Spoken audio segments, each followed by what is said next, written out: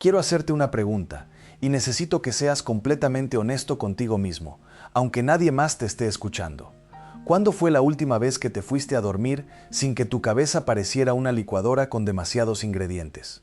¿Cuándo fue la última vez que amaneciste sin esa sensación de peso en el pecho, como si alguien hubiera puesto una piedra ahí mientras dormías y tú ni cuenta te diste? ¿Cuándo fue la última vez que estuviste completamente presente en una conversación con las personas que amas, sin que tu mente estuviera ya en el problema de mañana, en la deuda del mes que entra, en la llamada que no quieres hacer, en la conversación que tienes pendiente y que llevas posponiendo desde hace semanas? Si tardaste más de 3 segundos en recordar cuándo fue esa última vez, entonces lo que voy a decirte hoy es exactamente para ti. Mira, yo llevo más de 30 años como sacerdote. He recorrido México, Latinoamérica, España, los Estados Unidos. He hablado con millones de personas en auditorios, en parroquias, en cafeterías, en aeropuertos donde alguien me reconoce y me dice: «Padre, permítame un momentito». Y ese momentito dura hora y media. Los conozco a ustedes, conozco su corazón. Y en todos estos años, si hubiera una palabra que resume el estado emocional y espiritual de la mayoría de las personas que se me acercan, una sola palabra, esa palabra sería ansiedad. Y yo sé que muchos de ustedes en este momento están asintiendo. Algunos están pensando: «¡Ay! ¿Cómo sabe?». Y otros ya están buscando el pañuelo en la bolsa porque saben perfectamente de qué les voy a hablar. Pero antes de seguir, quiero ser muy claro sobre algo, porque me importa mucho que esto quede bien establecido desde el principio. La ansiedad clínica existe, y cuando existe, requiere atención médica y psicológica profesional. Eso no está en debate.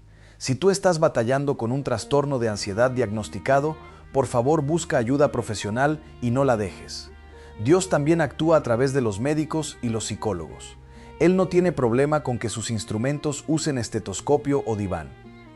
Pero hay otro tipo de ansiedad, la ansiedad existencial, la ansiedad espiritual, esa que no aparece en ningún estudio de laboratorio, pero que te consume por dentro, esa que te roba el sueño aunque tu salud esté perfecta, esa que te hace estar rodeado de gente y sentirte profundamente solo, esa que te hace lograr una meta y en lugar de disfrutarla, ya estar angustiado por la siguiente.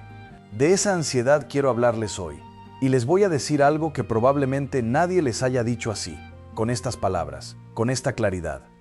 Esa ansiedad que sientes tiene una causa raíz, una sola. Y esa causa es que en algún momento del camino, tú olvidaste una verdad fundamental. Una verdad tan básica, tan simple, que cuando te la diga vas a pensar: «Eso yo ya lo sé, padre». Y probablemente sí lo sabes de aquí para arriba, lo sabes con la cabeza, pero lo olvidaste de aquí para adentro, dejaste de vivirlo. Y esa diferencia entre saber algo y vivirlo, esa diferencia es exactamente el espacio donde vive tu ansiedad. La verdad que olvidaste es esta: tú no eres el responsable de cargar el mundo. Esperen, sé lo que están pensando. Padre, eso es muy bonito, pero mis problemas son reales, mis deudas son reales, mis hijos son reales, mi matrimonio, mi trabajo, mi salud, todo eso es real. Y tienen razón, es completamente real. Nadie aquí está negando la realidad, pero hay una enorme diferencia, una diferencia que lo cambia todo, entre ser responsable de algo y cargar con ello como si todo dependiera únicamente de ti. Déjenme contarles algo. Hace algunos años, en uno de mis retiros, se me acercó una señora, le voy a llamar Lucía para guardar su privacidad. Lucía era una mujer extraordinaria, madre de 4 hijos, esposa, trabajaba medio tiempo, era catequista en su parroquia, voluntaria en una fundación y todavía encontraba tiempo para ayudar a sus papás que ya estaban en edad avanzada. Si hubiera un campeonato mundial de hacer cosas, Lucía llegaba a la final con facilidad. Cuando me la presentaron, me dijeron: «Padre, ella es el pilar de su familia». Y yo pensé: ya sé cuál es el problema. Me acerqué a platicar con ella y le pregunté, con toda la naturalidad del mundo: «Lucía, ¿cómo estás? No, ¿cómo está tu familia? No, ¿cómo van tus proyectos? Singular, ¿cómo estás tú?». Se me quedó viendo como si le hubiera hecho una pregunta en mandarín. Parpadeó 2 veces y luego, sin que yo dijera nada más, empezó a llorar, así, de golpe, y entre lágrimas me dijo algo que nunca se me ha olvidado. Me dijo: «Padre, Tengo tanto miedo de que si yo me detengo, todo se cae. Y ahí está. Ahí está la raíz. Lucía no estaba ansiosa porque su vida fuera objetivamente imposible. Estaba ansiosa porque en algún momento había asumido, sin que nadie se lo dijera explícitamente, sin firmar ningún contrato, sin que hubiera una ceremonia oficial, había asumido que ella era la columna que sostenía el universo familiar, que si ella fallaba, todo colapsaba, que el mundo de las personas que amaba dependía de que ella nunca se detuviera, nunca se equivocara, nunca necesitara nada. ¿Les suena familiar? Y ojo, esto no es solo de mujeres. Los hombres hacen exactamente lo mismo, solo que en lugar de decirlo, lo guardan y lo convierten en mal humor, en distancia, en esa frialdad que los va alejando de las personas que aman. Porque en la cultura latina, al hombre le enseñaron desde chico que ser hombre es no necesitar nada. Y eso, amigos míos, no es fortaleza. Eso es una mentira disfrazada de virtud, que ha destruido matrimonios, ha alejado a padres de sus hijos y ha mandado a muchos al cardiólogo prematuramente. Pero volvamos a la raíz del problema. ¿Por qué olvidamos esta verdad fundamental? ¿Por qué llegamos a creer, en lo más profundo de nuestro ser, que todo depende de nosotros? Hay varias razones y quiero explorarlas con ustedes porque esto es importante. La primera es lo que yo llamo la mentira de la autosuficiencia. Vivimos en una cultura que glorifica al que se hizo a sí mismo, el self-made man, como dicen en inglés, el que empezó de cero y llegó a la cima solo, con sus propias manos, sin ayuda de nadie. Esa narrativa está en los libros de negocios, en los discursos motivacionales, en las películas. Y tiene algo de verdad claro.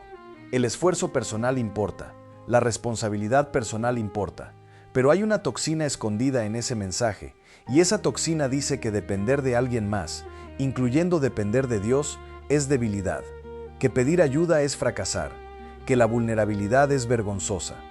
Y así vamos construyendo, ladrillo a ladrillo, una identidad basada en la autosuficiencia, que en realidad es una cárcel de oro. Por fuera parece fortaleza, por dentro es una angustia constante, porque la autosuficiencia total es una mentira. Nadie puede con todo, nadie. San Pablo lo sabía perfectamente. En su segunda carta a los Corintios, este hombre que había plantado iglesias por todo el mundo mediterráneo, que había sobrevivido naufragios y cárceles y lapidaciones, este gigante espiritual escribió algo que debería estar tatuado en el corazón de cada persona que padece ansiedad. Escribió: «Con gusto me gloriaré en mis debilidades, para que repose sobre mí el poder de Cristo». ¿Escucharon eso? Se gloriaba en sus debilidades. No las escondía, no las negaba, no les tenía vergüenza. Las reconocía porque había entendido algo que a nosotros nos cuesta una vida entera aprender, que cuando yo me vacío de esa falsa autosuficiencia, es exactamente cuando Dios puede actuar. La segunda razón por la que olvidamos esta verdad fundamental es lo que llamo el trauma de la responsabilidad mal asignada. Muchos de ustedes, y esto lo sé no de libros, sino de confesionarios y de conversaciones pastorales, muchos de ustedes de niños cargaron responsabilidades que no eran suyas. Quizás tuvieron que ser el adulto en una casa donde los adultos no podían serlo. Quizás tuvieron que cuidar a un hermano menor, o mediar entre sus papás, o ser el que traía la paz cuando había tormenta. Y aprendieron, desde muy temprano, que el mundo se ordena cuando yo me hago responsable de todo. Eso en su momento fue una estrategia de supervivencia. El problema es que ya son adultos, ya cambiaron las circunstancias, pero el programa sigue corriendo. La estrategia que los salvó de niños los está destruyendo de adultos. Y la tercera razón, y esta quizás es la más espiritual, pero también la más práctica, es la pérdida del sentido de la providencia. Miren, la palabra providencia viene del latín providere, que significa ver con anticipación.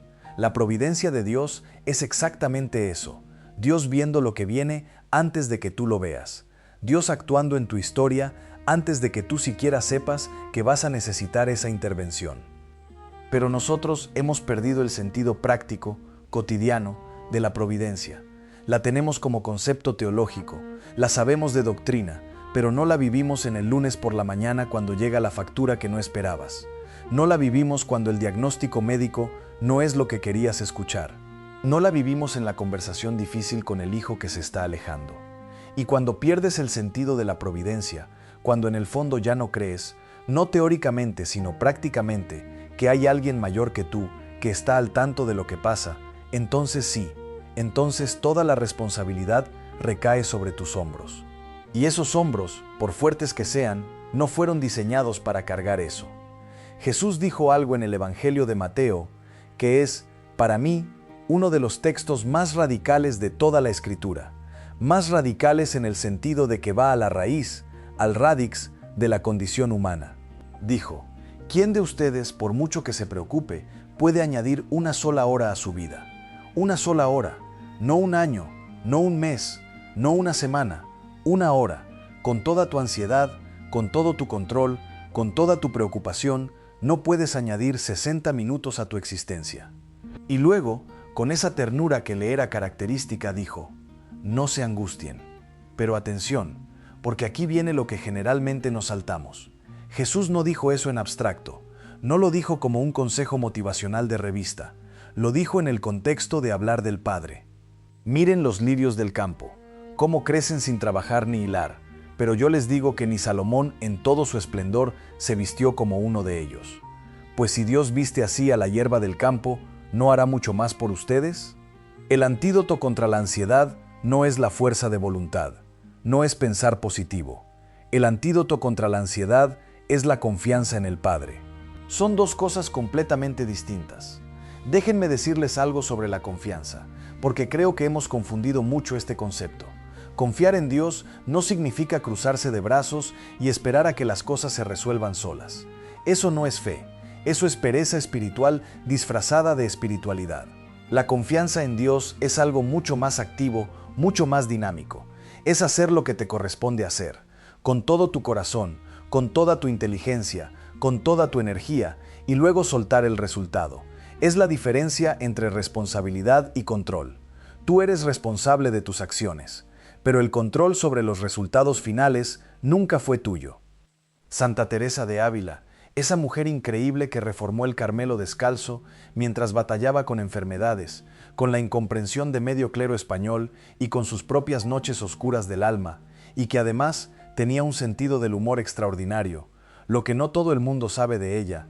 Santa Teresa escribió algo que me parece una de las definiciones más precisas de salud espiritual que he encontrado. Escribió que el alma que verdaderamente ama a Dios no busca su propia comodidad, sino la voluntad de Dios. Y en esa búsqueda encuentra una paz que el mundo no puede dar ni quitar. Una paz que el mundo no puede dar ni quitar. Eso significa que esa paz no depende de que todo salga bien. No depende de que la economía mejore, de que el hijo regrese, de que el médico dé buenas noticias, de que el jefe reconozca tu trabajo. Es una paz que está disponible ahora mismo, en este momento, en medio de la incertidumbre, en medio del caos, en medio de la enfermedad, en medio de la duda, pero solo está disponible para quien ha soltado la ilusión del control total. Ahora quiero hablar de algo muy concreto, porque a mí no me gustan las conferencias que te dejan muy inspirado y muy confundido al mismo tiempo. Quiero hablar de cómo se ve en la vida diaria este olvido de la verdad fundamental. Quiero que te reconozcas en esto, porque cuando te reconoces es cuando algo puede cambiar. La ansiedad nacida del olvido de que no cargas el mundo sola, solo, se manifiesta de maneras muy específicas. Se manifiesta en la dificultad para delegar. Para los que tienen hijos, ¿cuántos de ustedes encuentran prácticamente imposible pedirle a alguien más que haga algo, porque es más fácil hacerlo ustedes mismos que soportar que no lo hagan como se debe? Y el como se debe significa como yo lo haría. Eso no es eficiencia, amigos. Eso es control disfrazado de perfeccionismo, y el perfeccionismo es uno de los rostros más elegantes de la ansiedad. Se manifiesta también en la incapacidad de estar en el presente.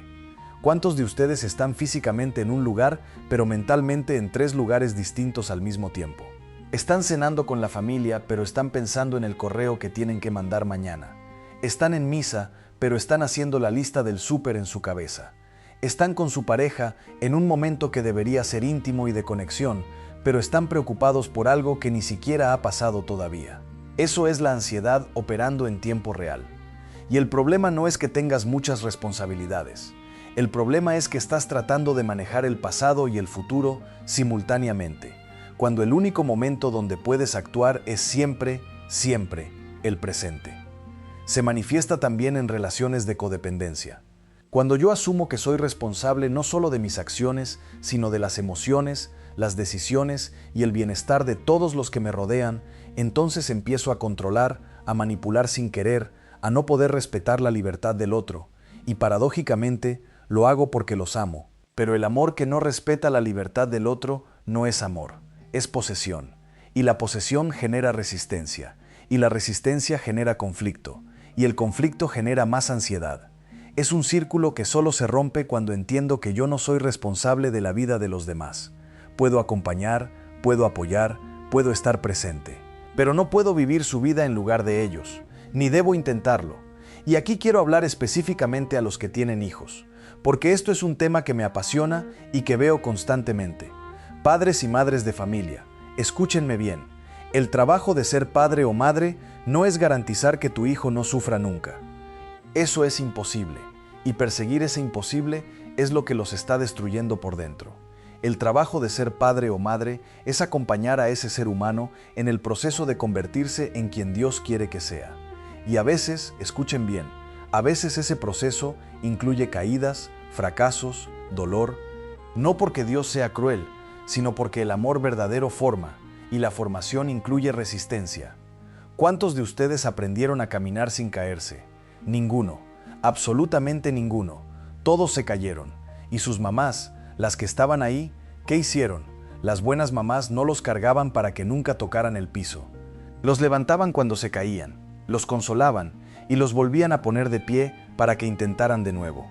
Eso es amor. Eso es paternidad. Y si eso era lo correcto cuando aprendían a caminar, ¿por qué pensamos que a los 18, a los 25, a los 30 años, de repente nuestra labor es evitar que caigan? Déjenme ser muy honesto sobre algo que me pesa mucho. Una de las manifestaciones más dolorosas que he visto de esta ansiedad del control es lo que hace con el matrimonio.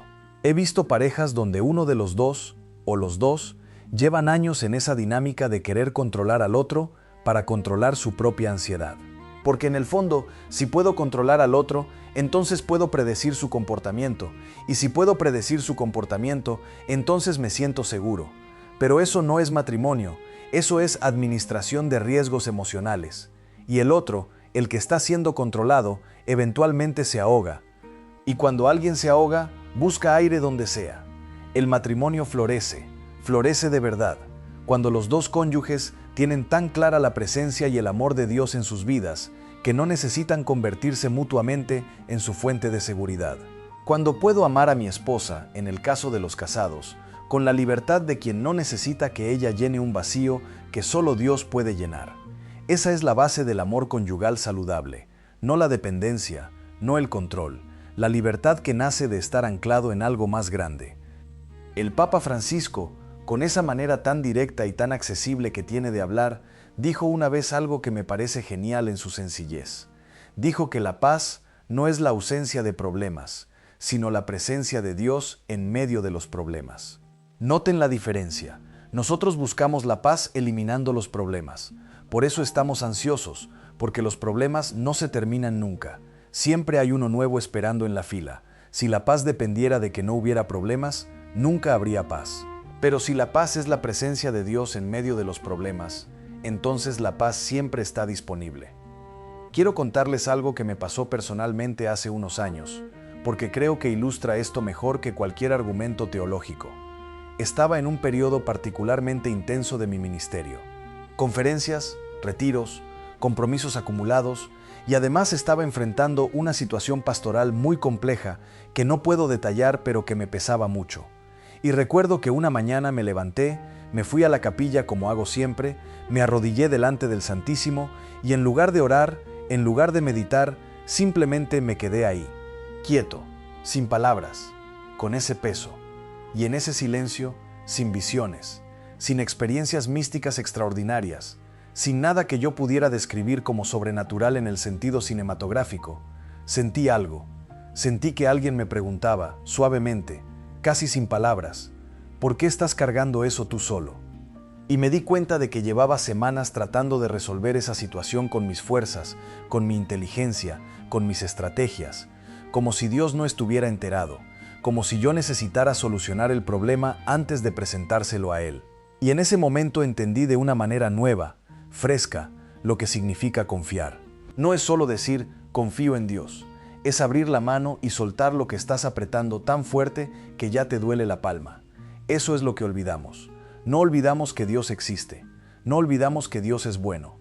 Olvidamos que Dios está activamente involucrado en nuestra historia concreta. Olvidamos que lo que nos preocupa a nosotros también le preocupa a Él, infinitamente más, con infinitamente más inteligencia y amor de lo que nosotros podemos aportar. Hay una imagen en el Salmo 131 que me parece una de las más bellas de toda la Biblia para hablar de esto. Es un salmo cortísimo, 3 versículos nada más, y el salmista dice: Señor, mi corazón no es ambicioso, mis ojos no buscan cosas grandes, no me muevo en asuntos que me superan.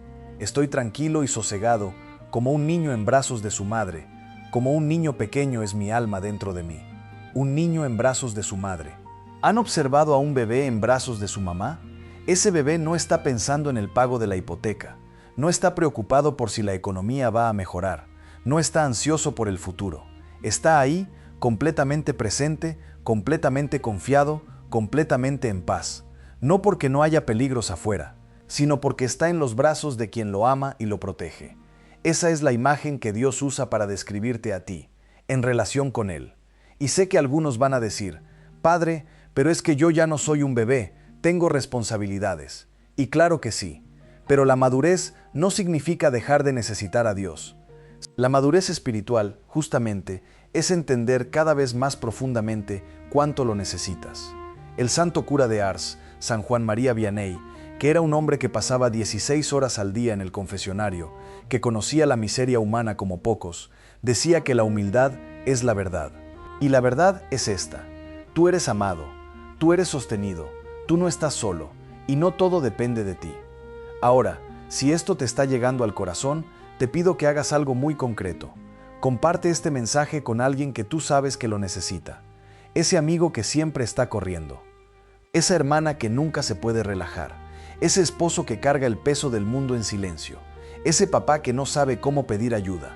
A veces la mejor forma de decirle a alguien: te veo, me importas, no estás solo, es compartir algo que nombra exactamente lo que está viviendo.